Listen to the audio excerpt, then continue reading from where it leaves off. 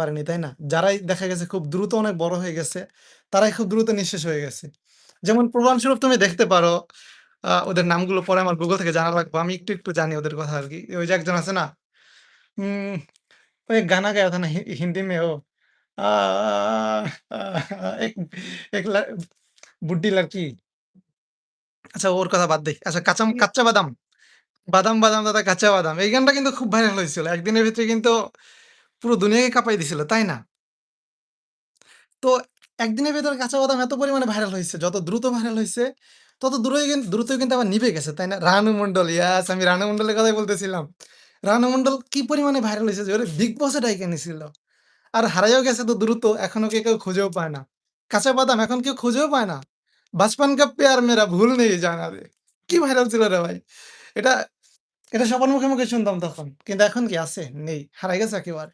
আর এরা হয়তো ফিরে আসতে পারবেও না। কারণ এদের যোগ্যতা ছিল না। এরা হুট করে একটা বলে ফেলছিল, ভাইরাল হয়ে গেছিল।